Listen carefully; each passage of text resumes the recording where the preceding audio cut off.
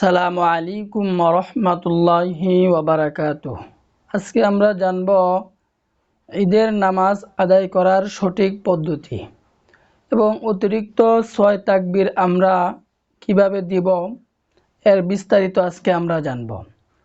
দেখুন, আমাদের প্রথমে কাজ হচ্ছে আমরা যখন ঈদগাহে চলে যাব, ঈদগাহে চলে যাওয়ার পর যখন আমরা নামাজের মুসল্লায় দাঁড়াবো তখন আমরা প্রথমেই নিয়ত করে নিব যে আমরা এইভাবে নিয়ত করব যে ঈদুল ফিতর অথবা ঈদুল আজহার অতিরিক্ত 6 তাকবীরের সহিত 2 রাকাত ওয়াজিব নামাজ এই ইমামের পিছনে আদায় করতেছে আল্লাহু আকবার। অতিরিক্ত 6 তাকবীরের ঈদুল ফিতরের 2 রাকাত ওয়াজিব নামাজ এই ইমামের পিছনে আদায় করতেছি আল্লাহু আকবার। এভাবে আমরা বাংলাতে নিয়ত করব, আর যারা আরবিতে নিয়ত পারি আমরা আরবিতে নিয়ত করে নেব। এরপরে যখন আমরা নিয়ত করব, এরপরে আমরা প্রথমে একটি তাকবীর দিব, সেটা হচ্ছে তাকবীরে তাহরিমা। প্রথমে আমরা তাকবীর দিব আল্লাহু আকবার, দেওয়ার পর হাত বাঁধব।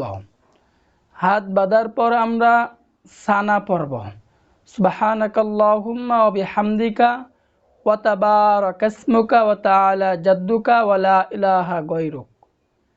এরপরে আমরা অতিরিক্ত 3টা তাকবীর দিব। তাকবীর দেওয়ার সাথে সাথে আমরা হাত ছেড়ে দিব, অর্থাৎ আল্লাহু আকবার, আল্লাহু আকবার, আল্লাহু আকবার। তৃতীয় তাকবীর দেওয়ার সাথে সাথে হাত বেঁধে নিব। এরপরে আবার আমরা সূরা ফাতিহা পাঠ করব। এরপরে আমরা অন্য একটি সূরা মিলাবো সূরা ফাতিহার সাথে। এরপরে আমরা রুকুর তাসবিহ যাব, রুকুতে যাব, রুকুর তাসবিহ পাঠ করব। এরপরে আবার আমরা সেজদায় যাব, সেজদার তাসবিহ পাঠ করব। এরপরে দ্বিতীয় রাকাতে আমরা সোজা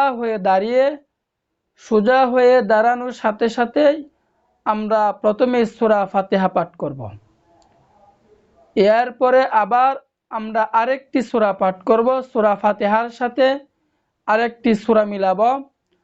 আরেকটি সূরা মিলানোর পর এরপরে আমরা অতিরিক্ত 3টি তাকবীর দিব। অতিরিক্ত 3টি তাকবীর দেওয়ার সাথে সাথে আমরা হাত ছেড়ে দিব, অর্থাৎ প্রথমবার তাকবীর দিব আল্লাহু আকবার, আল্লাহু আকবার, আল্লাহু আকবার। এরপরে চতুর্থ তাকবীর দিয়ে আমরা রুকুতে যাব।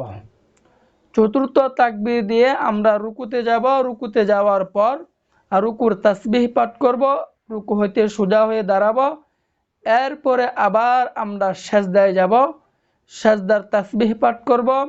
সেজদার তাসবিহ পাঠ করার পর এরপরে আমরা তাশাহুদ পড়ব। তাশাহুদ দুরূদ শরীফ দয়ামা সূরা পড়ে ডান দিকে সালাম ফিরাবো, এরপরে বাম দিকে সালাম ফিরাবো।